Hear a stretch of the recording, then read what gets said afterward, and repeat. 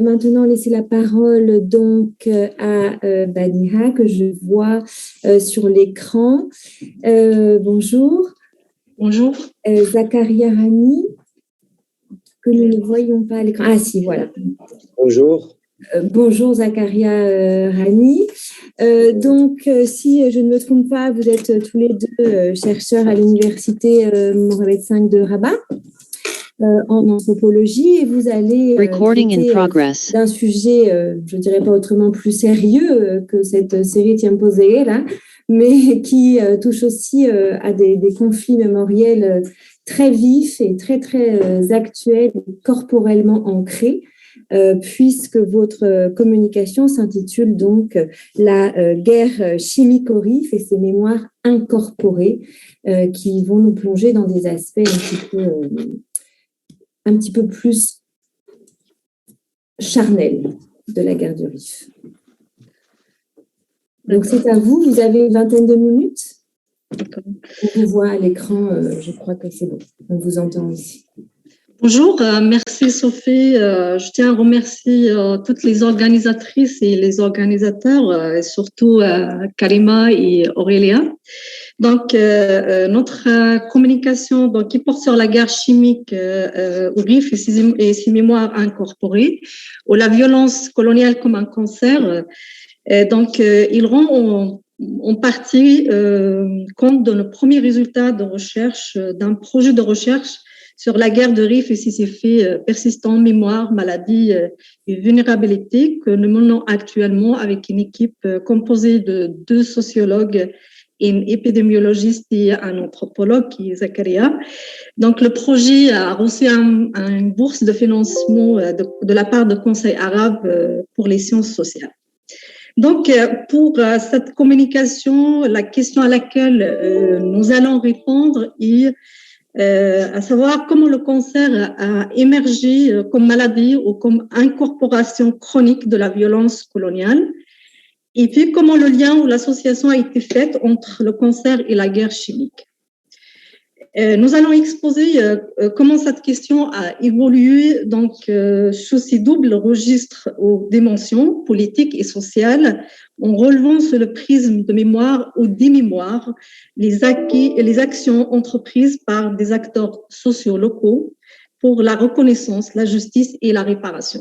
Nous n'allons pas revenir sur la guerre chimique, l'usage de la guerre, etc. Je pense qu'elle a été traitée le premier jour et donc peut-être on reviendra sur ça peut-être dans la discussion. Et je tiens à préciser que notre travail, c'est pas un travail d'historien, donc notre démarche insiste surtout sur les pratiques, sur le discours, le vécu et les représentations des acteurs, soit les acteurs associatifs ou les acteurs sociaux locaux en général, soit aussi le vécu des malades de cancer.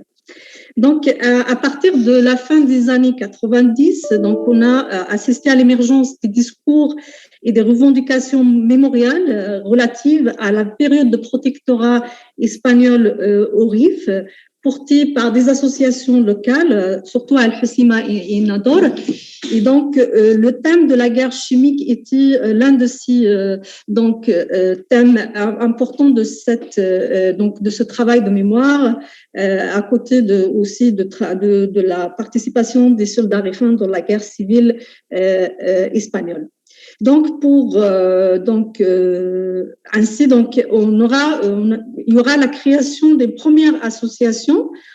Déjà en 1999, l'association de défense des victimes de gaz toxiques dans le Rif, Al-Husima, par des militants de la gauche et de mouvement Amazir. Cette association, elle a été la première à soulever la question de l'usage des gaz chimiques sur la scène publique et à faire l'association entre la prévalence de cancer dans la région et l'usage des armes chimiques pendant la guerre de Rif. C'était ainsi la première expression d'une demande politique qui n'a cessé depuis de gagner de terrain.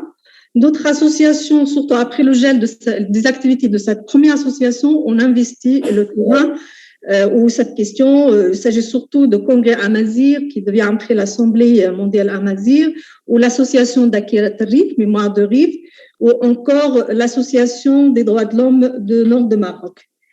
Nous pouvons relever certains points dans ce processus de l'émergence de cancer comme catégorie politique dans le discours des acteurs sociaux. Donc, le premier point, c'est le fait que l'usage massif des armes chimiques par l'Espagne pendant la guerre fait le consensus entre ces acteurs. Il ne fait pas l'objet de discussions ou de négationnisme. Donc, les associations invoquent aussi la responsabilité de la France, qui aurait dans un premier temps fourni les gaz et le personnel nécessaire à leur utilisation, mais dans son entrée en guerre dans la coalition en 1925, il aura eu recours à l'usage de ces armes. Donc, je pense que cette question elle a été déjà débattue le premier jour. Donc, les associations aussi invoquent la responsabilité de l'entreprise allemande qui fournissait les gaz aux Espagnols. Et aussi, certains donc invoquent la responsabilité de Maroc, surtout à travers l'attitude du sultan Moulay Youssef. Donc, peut-être on reviendra à la fin sur ce point. Le deuxième point, c'est que l'association faite entre la prévalence de cancer et dans la région et les armes chimiques fait aussi l'objet de consensus, bien que cette association est sujette parfois à des nuances. C'est-à-dire que certains acteurs disent qu'il faut des études, qu'il n'y a pas d'études scientifiques qui prouvent ce lien, notamment des acteurs associatifs à Al-Husima. Voire certains, ils sont dans le déni, surtout chez les professionnels de santé, mais il y a toujours une association qui est faite en quelque sorte. Troisième point, c'est la persistance et la continuité de la violence coloniale pour ces acteurs. Et cette violence coloniale, donc pour eux, il persiste, il est invisible, mais latente, surtout à travers le refus de l'Espagne et de la France de reconnaître l'usage massif des armes chimiques pendant la guerre. Et donc, c'est ce qui explique et justifie le travail de mémoire que ces acteurs associatifs donc, mènent dans la région. L'autre manifestation de cette continuité de la violence coloniale pour certains acteurs associatifs, notamment Anadol, qui mettent l'hypothèse que l'incidence de cancer dans la région peut être aussi à cause des produits de contrebande qui viennent de Melilla, et aussi du fait que de la pollution de Marchica, notamment qu'on a vu ce matin dans les photos de Philippe, donc l'emplacement de l'usine Al-Ghazi qui était à côté de Marchica, et pour certains donc acteurs associatifs locaux, donc ils émettent aussi l'hypothèse que l'Espagne aurait déversé le stock de gaz à la fin du protectorat. Donc, pour eux, une telle pratique, donc notamment la pratique de la contrebande des conserves ou des produits dont on falsifie les dates de présomption, implique aussi la responsabilité du ministère de la Santé espagnol qui ne précède pas au contrôle de ce produit. Et de cette façon, c'est une continuité de crimes commis pendant la guerre chimique. Donc, cette association faite entre le cancer et la guerre chimique, c'est pas seulement donc une question politique qui concerne une élite ou qui concerne que certains donc secteurs de la société civile dans le RIF, mais aussi il devient une demande sociale. Par exemple, des décès des suites de cancer, surtout des enfants, ont donné lieu à des mobilisations sociales à Al-Husima en 2014 et en 2017. Aussi tragiques que soient ces décès, mais qui sont aussi normaux, mais donc dans ce cas-là, il devient une affaire d'État, ou bien des États, parce que ça ne concerne pas que le gouvernement marocain, mais aussi concerne donc en premier lieu la France et l'Espagne. Le Hirak, le dernier mouvement de contestation de 2016-2017, s'est approprié aussi de cette question et a figuré sur sa liste des revendications. Donc, le deuxième axe de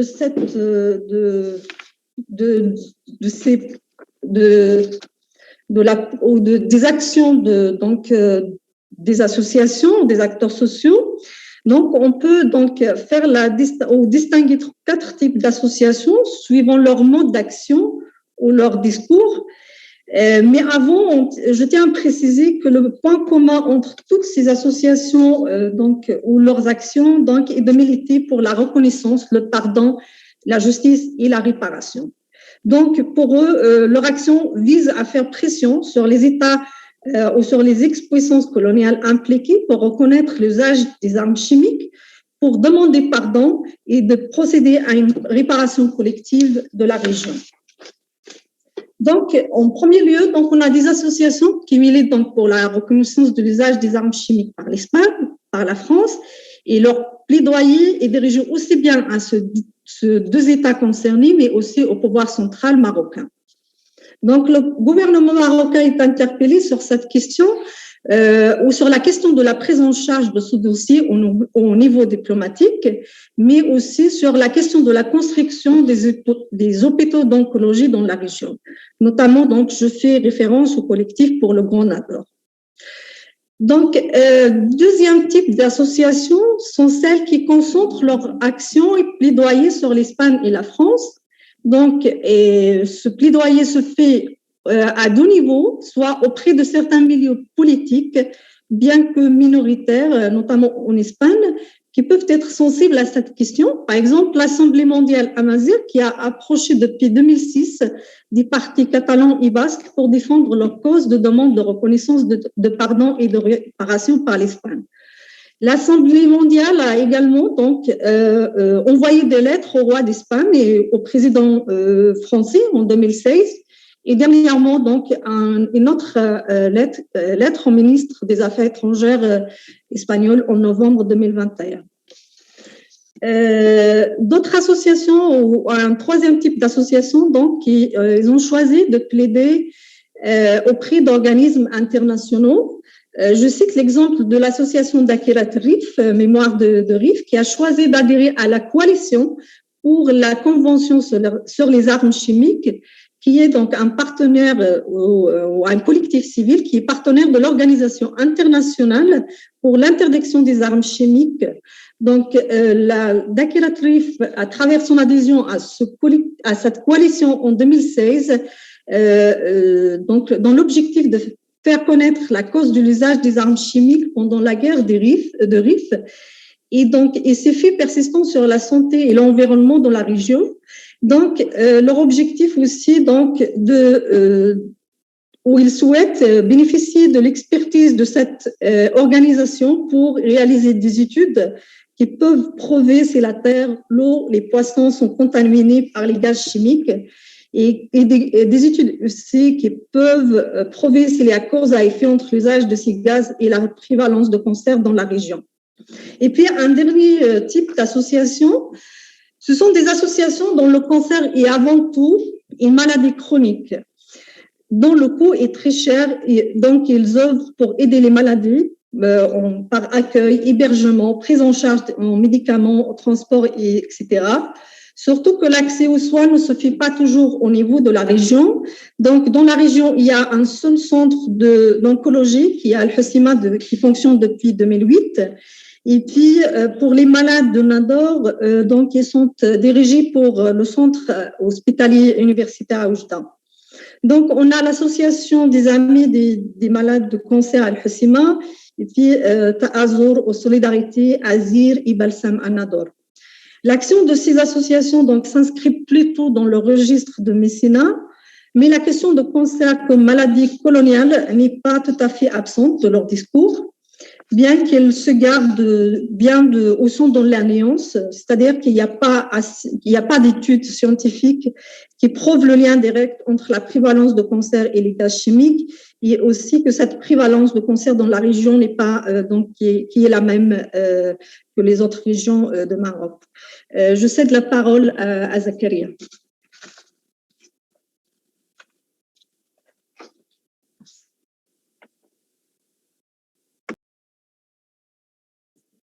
Zakaria, on ne vous entend pas, il faut mettre votre micro. Voilà. Ça y est, c'est bon, merci. Merci Badiha, merci aux organisateurs, Aurélie, Karima, d'avoir organisé ce colloque fort intéressant. J'aimerais commencer par citer Tariq Al-Idrissi, que nous avions interviewé il y a 10 jours, Badiha et moi. Et quand il nous interroge pourquoi la mémoire ne garde que cette violence coloniale et postcoloniale.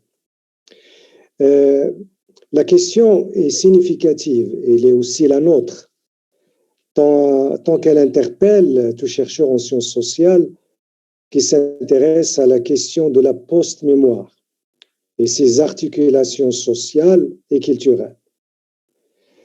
La question, comme je l'ai dit, est centrale en notre recherche, non seulement par rapport à la violence coloniale et ses séquelles, mais aussi par rapport à la violence postcoloniale, notamment la rébellion 58-59, les années de plan en 84 et même après, lors du Hirak.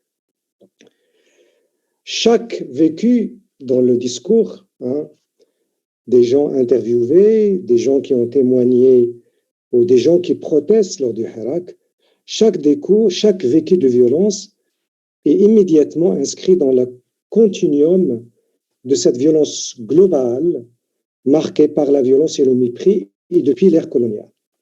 Et ça, on l'a vu clairement lors du Hirak, lors de la mort accidentelle de Mohsen Fikri, qui est immédiatement inscrite dans la continuité des crimes de l'État dans la région, et ceux des protectorats espagnols. Les manifestants, par exemple, ont exigé reconnaissance et réparation en lien avec le recours aux gaz chimiques par les Espagnols. La question des armes chimiques et sa mnémopolitique, c'est ça ce qui nous intéresse beaucoup, est très parlante à ce sujet. Une mémoire de violence extrême qui est inscrite dans la chair, incorporée comme une maladie chronique, un cancer inscrit même dans le génome, l'ADN, transmis de génération en génération et qui continue à faire violence et à faire des morts. La question, il faut le dire, il faut le préciser tout de suite, la question de la transmissibilité du cancer est infalsifiable. C'est-à-dire, on ne peut la démontrer. On ne peut la démontrer non pas parce que le gaz moutarde, les pyrites, ou le dysphogène ou autre ne cause pas le cancer.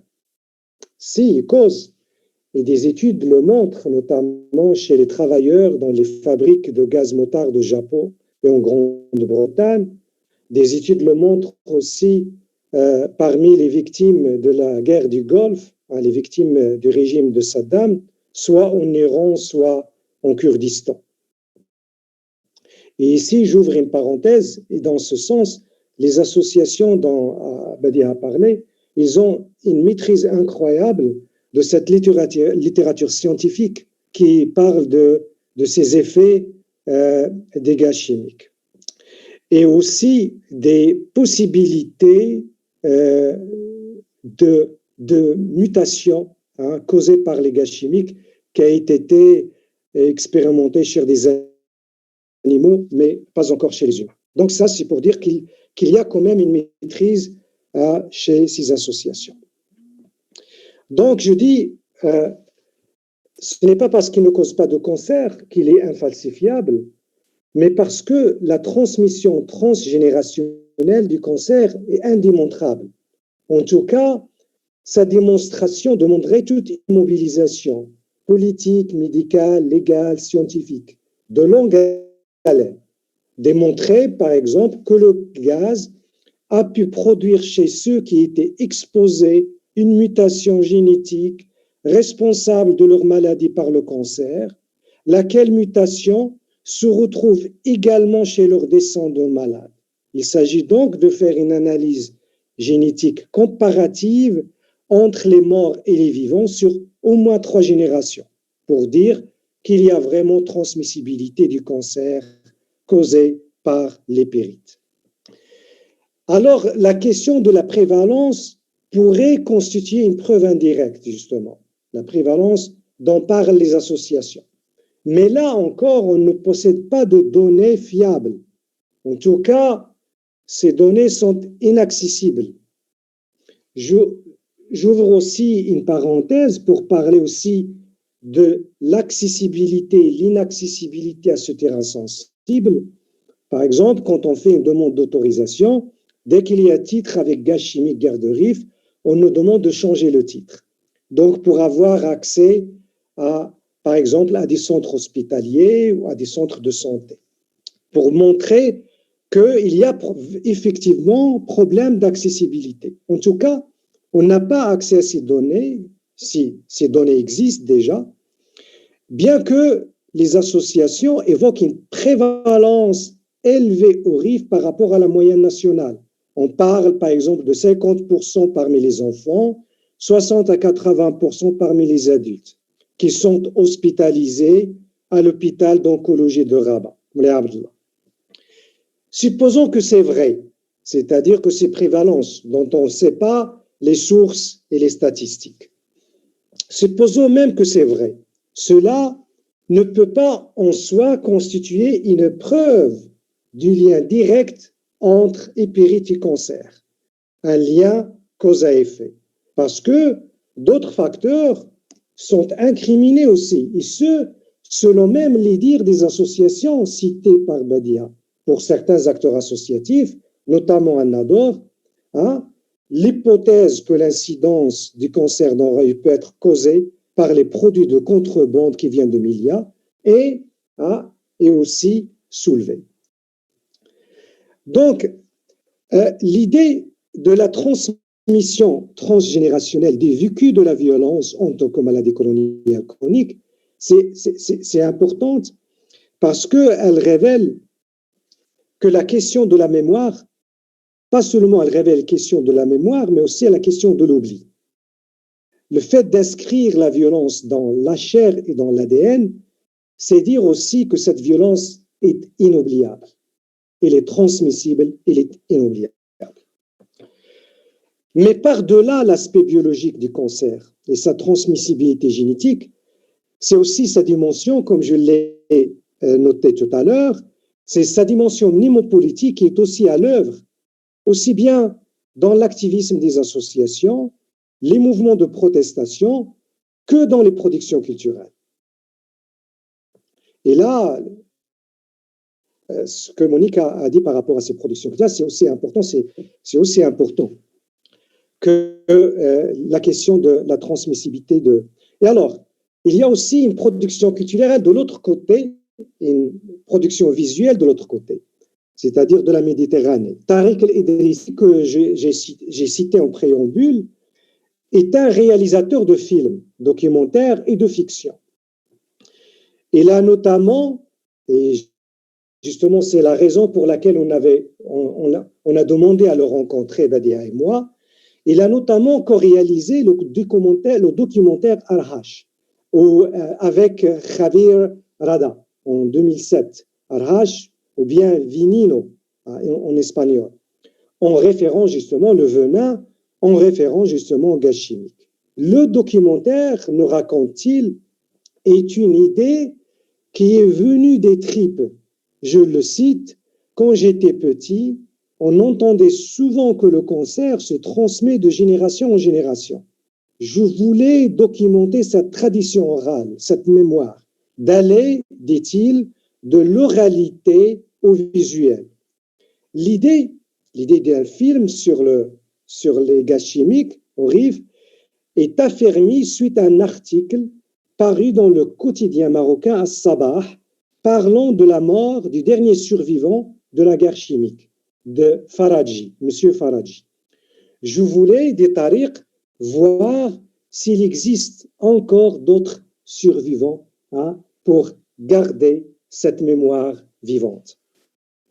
Puis cela, toujours selon Tariq, a coïncidé avec les protestations des associations écologiques et antimilitaires contre une usine de gaz chimique à la Marañosa, considérée comme l'épicentre de la production des gaz toxicos.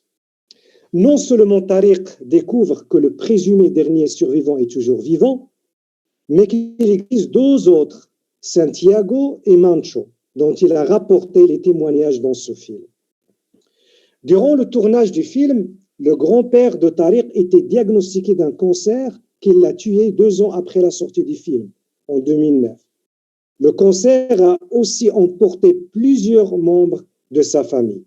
Son arrière-grand-père, 3 frères et une sœur du grand-père, et plusieurs de leurs cousins.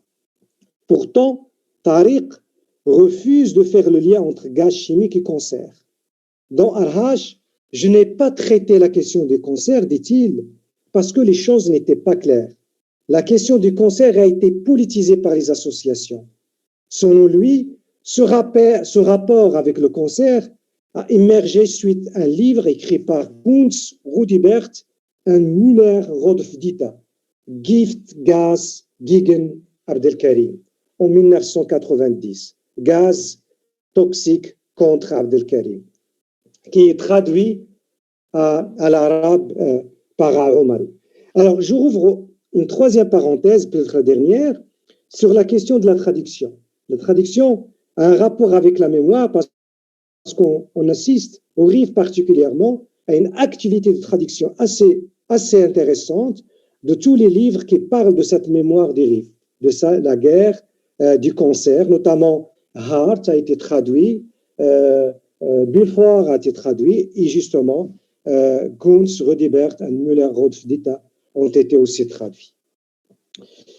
Donc, ce n'est pas le propos par la traduction, mais justement, la question de traduction, c'est aussi pour rendre accessible tous les travaux sur le RIF.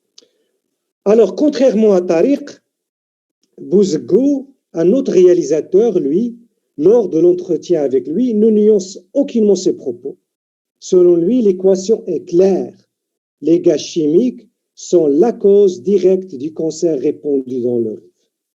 Son film Hyperita, paru en 2014, Hyperita, l'hypérite, la gaz motard, raconte en effet l'association directe et sûre entre la guerre chimique et la prévalence très élevée du cancer dans un petit village du RIF. Des personnes qui en souffrent, toux persistantes, affaiblissement, saignement, perte de cheveux, tous des signes d'un cancer qui ronge des personnes, plusieurs personnages du film, et qui en meurent finalement. Le film raconte entre autres le retour d'un ancien soldat espagnol au même village, cherchant les traces d'une femme qui l'avait sauvée d'une mort sûre par intoxication par le gaz chimique qu'il lançait lui-même sur le village. Le soldat tombe après son retour alors, sans qu'il le sache, sur la famille même de cette femme, Salvatrice, elle étant morte par le gaz. Il trouve son mari, lui aussi mourant à cause d'un cancer de poumon, et sa fille. Et c'est là que commence un dialogue entre le soldat et la fille. L'un ne comprenant pas l'autre, lui parlant en espagnol dont la fille ne comprend pas un mot, elle lui répondant en tarifite, comme si elle sentait sa douleur, sa culpabilité, sa souffrance. Le soldat, il avait besoin de parler, de soulager sa conscience, dire ses remords, mais surtout le dire à quelqu'un qui ne peut le comprendre, quelqu'un qui peut l'entendre, mais qui ne peut, par la force des choses, en divulguer le secret. D'autant plus que le soldat cachait sa vraie identité, son vrai nom, et ne parle jamais de ses souffrances devant quelqu'un qui comprendrait l'espagnol. Cette situation ne présente ou ne représente pas une mésentente, mais je dirais un rituel discursif d'évitement. Un évitement représentatif des positions des deux types concernés, l'Espagne et le Maroc. Évitement d'évoquer le sujet de façon franche. Cette situation ne représente pas non plus une mésentente, mais un rituel, un évitement représentatif des positions des deux types concernés, comme je l'ai dit, l'Espagne et le Maroc. Évitement d'évoquer le sujet de façon franche, mais aussi évitement des Maroc de soulever la question de sa propre responsabilité, comme souligné par Badia. Le film Hyperita est un récit d'une double violence, le vécu incorporé d'une violence coloniale qui continue à hanter les habitants du village, qui continuellement enterrent leurs cancéreux, mais aussi le vécu d'une violence postcoloniale exercée par les autorités locales, mépris, humiliation, corruption, exploitation, prison, viol. La scène du viol de la fille l'interlocutrice du soldat espagnol, sans être filmée, incarne toute la barbarie et l'atrocité de cette violence postcoloniale. En plus d'être violée... Pardonnez-moi, vous m'entendez? Il faudrait peut-être songer à terminer. Une minute. Parfait, merci. En plus d'être violée, son commerce détruit par les autorités, rongée elle aussi par un cancer de poumon qui finit par la tuer. Elle est morte 2 fois, socialement 1 fois, mais biologiquement une dernière fois. Le film veut justement dire ce vécu de sa double violence, inscrivant la violence coloniale en continuité avec la violence postcoloniale. Une double violence, non seulement une mémoire, mais une incorporation vécue dans la chair, une badiyat, sous forme d'intrusion chimique et d'intrusion phallique. Tariq aussi, quoique séparément, évoque cette double violence. Tariq, il faut le dire, est aussi le réalisateur du documentaire Briser le silence sur les événements 58-59.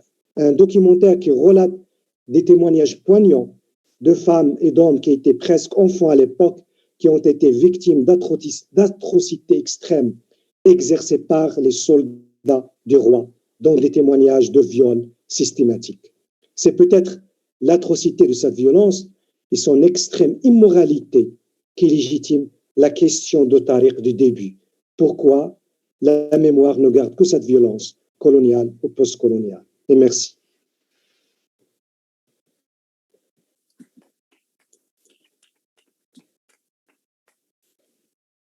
Merci infiniment, Badia et Zakaria, pour cette communication extrêmement riche que vous avez réussi à faire tenir à peu près dans les temps. Pardonnez-moi de vous avoir interrompu avant la fin.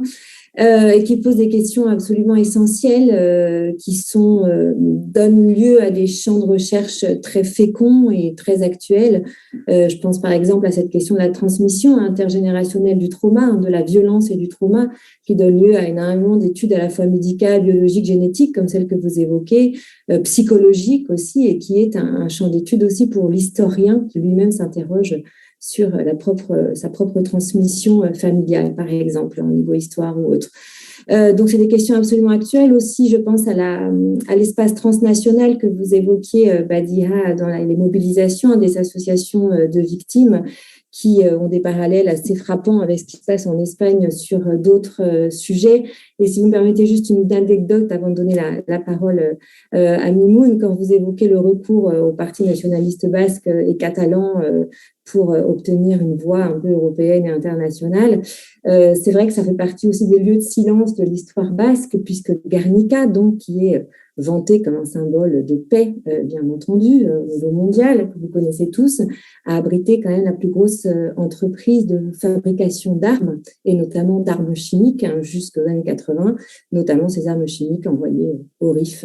Comme quoi la mystification, parfois, perdure encore bien loin. Alors, on laisse la parole maintenant à Mimoun.